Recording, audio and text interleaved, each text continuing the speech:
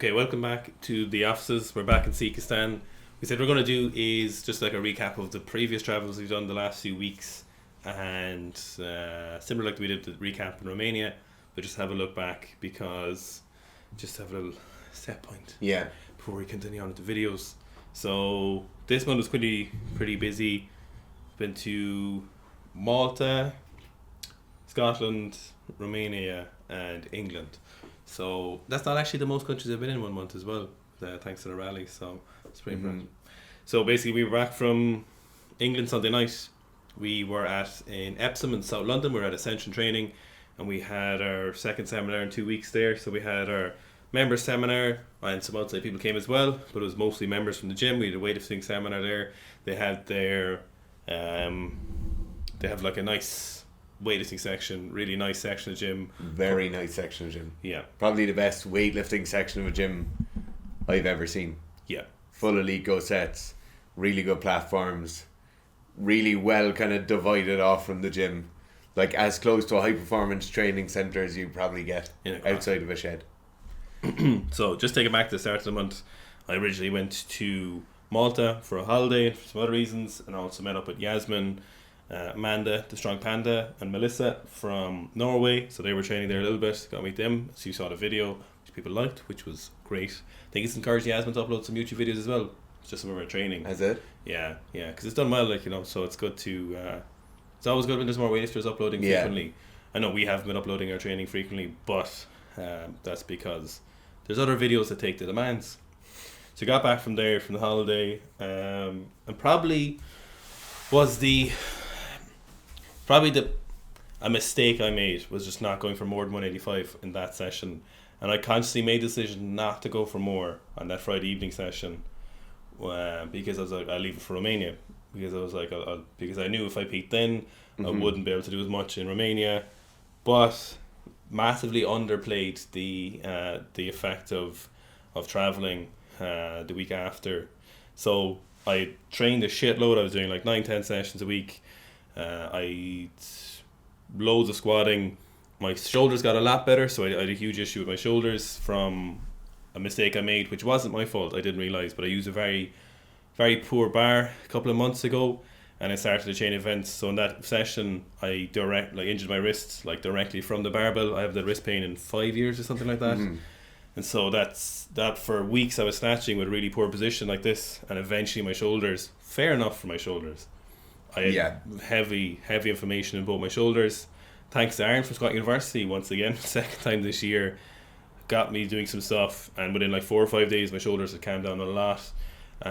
Main problem with that is I wasn't able to get, so last year when I hit 155, I knew exactly what I needed to do this year for my snatch, clean and jerk, and that was literally just a lot of volume, and then eventually move into a few weeks of singles, but I just literally could not do that. I some days overhead squatting the barbell was like genuinely an issue. Shoulders have gotten a lot better, but very, very slowly, so I was okay with that. I got the 145 in Malta, and considering circumstances I was like, that's pretty decent.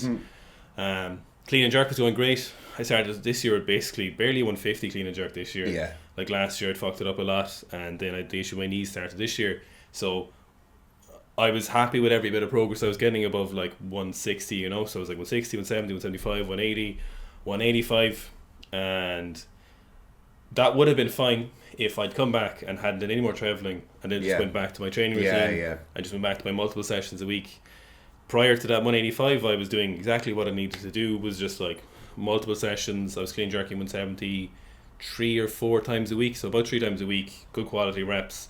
Ideally what would have happened, I would have come back from Malta and done like some sessions where I was hitting 175, and definitely a session or two where I could hit 180.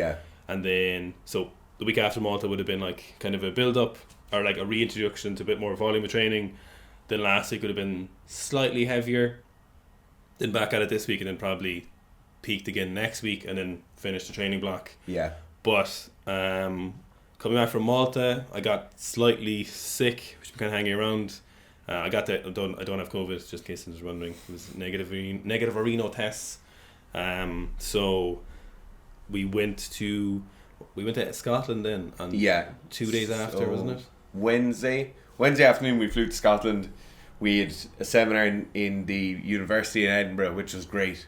Really nice gym, a really good crew of lifters, like some great lifters, yeah. Some really, like, adds a lot even though if you've gone 7 hours before, usually there's like a fairly big span in the experience. You usually have 1 or 2 people really experienced, 1 or 2 people with no experience, and then a kind of broad spectrum in the middle. Edinburgh was, and to be fair in London as well, was really, really good, where everyone had a good idea what was going on. Everyone was really, like, everyone was coming there with a good idea of what their own issues were, and then kind of working hard at it when they got there. So Edinburgh was very interesting. Gareth's been coaching 2 of the lads from Edinburgh, and actually another guy from outside Edinburgh for the last, well, one of them 5 or 6 years, and then a few of them for a good while. So it was good to meet those lads and kind of see what their technique is like, see how they're getting along, like, in sessions. Obviously, when we coach people remotely, you don't see them lifting in person ever, or you don't see them lifting in person frequently. So it is nice to see people training, kind of seeing how they're approaching training, not just seeing what the working sets and reps look like. We trained ourselves in the gym where we did the seminar, so in the university, just beforehand. We didn't really do a whole lot, did we? No. Yeah, so some like snatches, I think. Literally some snatches and front squats maybe. Yeah, and some clean and jerks. So then we came back from them there the Thursday. Then a few days later, so on the Sunday, I was probably not most sick, but I was, when you collected me on Sunday, I was like peaking for like the kind of whatever it is. I was the most fatigued from it, you know. And didn't help that like nearly all of our travel was Yeah. Very late night travel or very early morning travel. Yeah. Like that definitely does wear you down. So in we flew out Sunday evening, got to Romania. You saw the recaps of that. Yeah. But in a lot of those sessions, there was a lot of like pressure for everyone to do well, you know. So did you feel the pressure as well? See, I had no real pressure, you know. Mm-hmm. We've definitely talked about this before. I started training like 5 or 6 weeks ago, and it was like, it was a bit of a meme where it's like 1 session a week and you get back to your own numbers, but it wasn't much more than 1 session a week, like most weeks. I was just going over there with kind of 1 or 2 very specific goals in mind, you know. I wanted a really good clean, because my clean's been going really well the last few weeks, and I wanted like a nice, good clean. Didn't really care too much, or wasn't pushing for like a number on the clean, but I definitely wanted like nice 140s, a nice 150, and ended up getting that. I should have gone for the max clean on the first day when I was like really, really sharp. Yeah, when you did that 140, yeah. And like looking back, that 140 wasn't a whole lot sharper than the 140 I did on the day where I went to max out. I think the camera. So I just talk about this in Romania. Lifts on camera just don't look the same. There's just there's like, it's lacking this depth of movement that you just doesn't come across on camera. Like Gabriel's lifts, lifts just don't even, like Gabriel's lift on camera don't even look remotely as good as they look in real life. Like he's so in control in real life, and then in the camera you're kind of like, oh, it's still an amazing lift, but it's still not the same. It's like your 140. I was like, oh, you should just really go up, you know. For like 150 and 55, you know. Yeah. And I think the other thing that for the week, my wrist just got worse and worse and worse. And then because of that, my shoulders got more and more sore. But it just ended up being like every day adding more tape to my wrist, you know. So, but the right decision was to not go for the Monday. Absolutely. On paper, it was theoretically like would have been not to go for Monday. No. But yeah, like it went very well. The training environment over there, I love it, because you don't, like, you talk about it as like pressure, and like there definitely is pressure in sessions, you know. More so for you because you've had like really good consistent training for a long time. There's definitely pressure for Clarence as well, because everyone expects Clarence to do a huge lift. You know, like, yes, he could feel it, and he can definitely feel it, and whereas I'm just like nobody really like. And normally I respond really well to that pressure, you know. Like, because I said it to Yasmin on the Monday when I was like, okay, Friday evening I'm going to go really heavy, you know. It's like, I had numbers exactly what I wanted to do. And I did those numbers, you know. But there's kind of, my defaults in my brain are like, you know, would be kind of like, oh, you're being a bitch. But a certain month's time, you just can't force condition, you know. No. You can't, at those weights, like, you just can't force. You can't just be like, I'm mentally tough and I'm going to go for it. So, like, 190 plus kilos is still 190 plus kilos, you know. So there's a reason athletes taper and stuff for it, you know. So my biggest, I wouldn't have minded that training in Romania if I just did a 193. in Malta. Malta, and I should have done 193, and it's not a big deal. I'm just kind of annoyed I didn't do it because training would have gone the exact same in Romania all the way. You know. Oh yeah, no, that would be no difference. One extra lift. Yeah, it would. Like no, there'd be no difference at all. And like, even like if you look at the 160 on the last day on the Thursday, you know, like the strength and power is there, but it's just you not touching those weights just kind of gets, you know. So it's like people always talk about like the Russian model and like or whatever model they're talking about. We talk about it. Well, no, but when people talk about like their model uses above 85 reps or above 85% or reps at above 90% as being like one of the main things to watch, you know.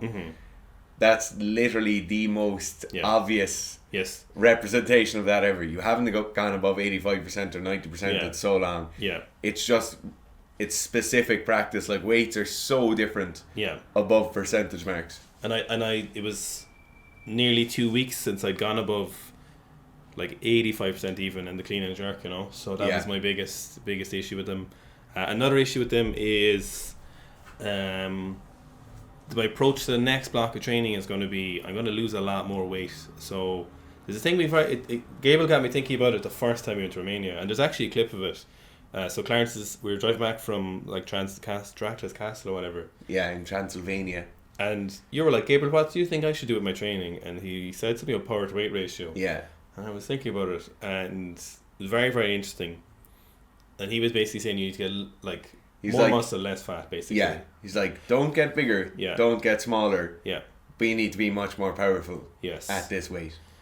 And I've heard someone was talking about it with a clock off as well recently. They were saying that he said to one of the lifters who came to one of our seminars, they were like, you're too heavy to be powerful, you know.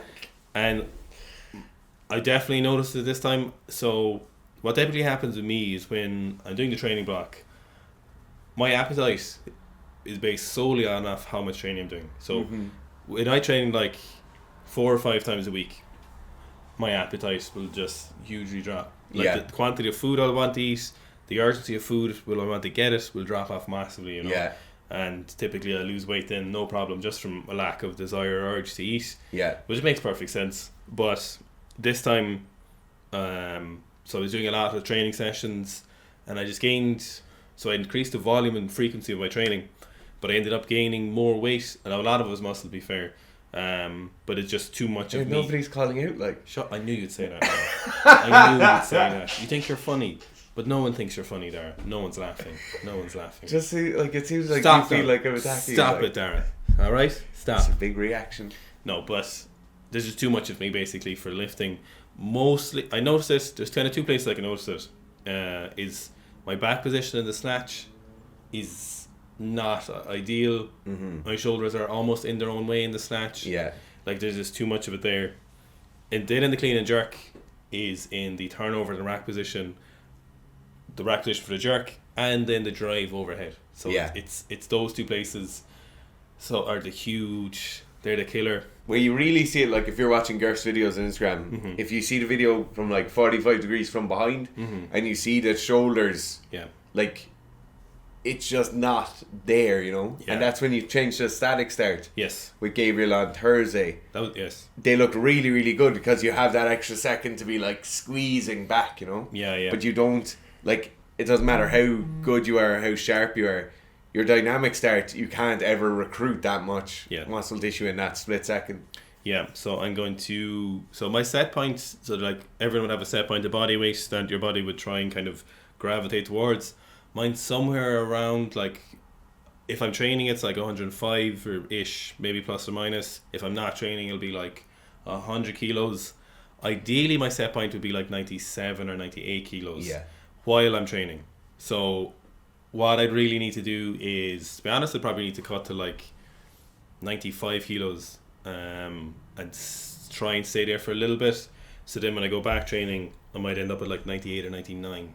So what I'm going to do for the next few weeks is just train, just train away for the next few weeks, not really do much. But then maybe in like 2 or 3 weeks, I will start to try and lose some weight.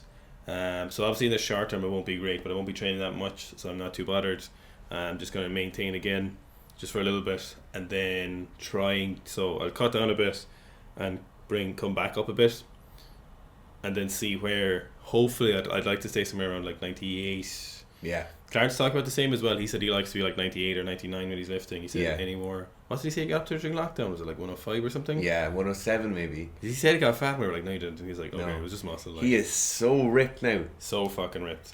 Like, ridiculously ripped. Yeah. Like, when you could see striations, it definitely does come through a video, but you could see striations in someone's delts through their t-shirt. Yeah. Then you're like, oh, you're very, very, very ripped. Yeah, don't people have lean backs? Yeah. That's when you're like ripped. Yeah. So anyway, we were Romania for 5 days. Finished that. We drove 7 and a bit hours from Cluj to Bucharest in our Dacia Logan. Yeah. We should have videoed that, to be honest. It was funny. So we why did we go to sleep so late? We can go to sleep till like 2 o'clock that night. Yeah. We got like 4 hours What sleep. movie did we watch? I don't think we were watching anything. Man on Fire, maybe? I don't know. Yeah, What's we were the- watching some movie anyway and packing our bags. And then we got up and dropped Clarence to the airport. We just turned around at the airport because we dropped him for like 5:45 maybe. And just turned around and started driving. The thing is, when you're looking at distances on Google Maps, right? Mm-hmm. And you're like, okay, Google Maps says 6.5 hours, so it's going to be 8 hours, so that's just pretty normal. But then you don't think like, oh, it's 8 hours over mountain passes and through tiny little towns. Because we kind of just assumed that from one major city to the capital city, there'd be some sort of motorway, but there wasn't. Not really. It was great crack driving. We did get to see a really nice kind of really nice parts of Romania in the mountains, Yeah. which we hadn't seen before. So we saw some like kind of resorts, retreat towns. It was really nice. Lots of wood and wooden buildings, which is always. I'm a big fan of forestry myself. Yeah. So got there, then we flew to London. Got into London Friday evening, pretty bait obviously, and then up. Started at 8:30 the next morning for you had a 1-to-1 session with someone. Yeah. Then we had our member seminar with them. Great bunch of people. So like compared to, so for example, the one we did in Edinburgh, which was all weightlifters. We'd one thrower, and then they were all weightlifters. So it was a different kind of dynamic, different questions. Then we did the one in London, for example, in Essential Training was more of it was primarily CrossFitters. A few weightlifters had come from London to come to this, but it was filled up mostly with the members. Yeah. And so they were people who liked weightlifting. They had a weightlifting section in their gym, but they weren't weightlifters. They were very definitely CrossFitters. So we different kind of dynamic those, and it was great to do that. And then we went with some very nice puppies. Oh yeah, the gym owners had very nice puppies. Very nice puppies. Which is, if you're looking to organise a seminar, like it's a major tick in your direction. Yeah. If you have big plus. If you have a Big, new big plus. If you have a puppy, like we'll do it. So then had a Wagyu beef burger, which was Was it good? well, they minced the Wagyu, like Yeah. I don't What did you think they were gonna do? it's a little slab of Wagyu and a beef Then burger. that's a steak sandwich. No, it's not. It's burger buns, like. Oh, there's a steak bap. No, it's burger buns. A bap is different again. Is it? Yeah, a bap is the thing we had in Romania. Do you know, baps are like Yeah. bread rolls. Burgers are usually like Right. brioche. You know, Right. I wanted a Wagyu steak in burger. See, the thing is, when they make Wagyu beef burgers, it's not Wagyu steak meat. Yeah. It's like Wagyu shoulder meat and Yeah. neck meat. So it was grand, but it wasn't really. I had special. nachos and they were phenomenally good. Yeah. You did say, right, Yeah. and you made a very good point that you can't eat those in front of people. Like, Yeah, you can. because you can't. If you're going out with a load of people that you're like working with or giving seminars to, Yeah. you can't have ribs. Yeah. You can't have chicken wings. No. And you usually can't have nachos, but the nachos were so good. Yeah, you get the wings is the big one. Wings is the major one. So then we had the coaches seminar with the next day. So it was primarily just the coaches from the gym, but we had 4 or 5 outside coaches. So that was intentionally pretty small. Primarily it was just for the gym owners because they're quite a big gym and they've got a few coaches. So just wanted to kind of educate those. But some other outside coaches came, which is great. The thing with those coach seminars as well is like when we're doing out the curriculum for them, a lot of what we're doing and like what you need to get across is theoretical stuff, you know. And they've a classroom or like a little function room in the gym with tables and chairs and stuff, which is ideal for what we needed. Yeah. But then it's funny, like all those coaches want to be athletes and be coached as well. Yes. So we end up doing like the 2 hours of lifting in the middle, kind of over the lunch break, which is very good. Like I think a lot of them really, really enjoyed the lifting. Yeah, but it's like because they're still training themselves, so a lot of them are new to weightlifting themselves, and they're also coaching, or they will be coaching weightlifting, or they want to. So the stuff we were telling them would have been if they were like 6 or 7 seasoned weightlifters but new to coaching, it'd have been a lot different. Way different. Yeah. But we knew the kind of the level of coach we were getting. So there was a lot of like we were trying to basically cover kind of every subject to get them thinking about stuff. So that was great. And then there's an embargo on travel now for the rest of the year. Yeah, we're booking seminars for next year as well, though. If you are a gym owner or trying to... Not that many, though. There's not that much room. But if you do want the seminar, do pop us an email, because I guarantee you in the next month or two it's going to be chock-a-block, as always is. So do, if it's interested or if you have any questions, do get us on the phone or get in touch. And we might have a location for a training camp. So yeah, we'll see how that goes. Okay, thanks for watching, guys.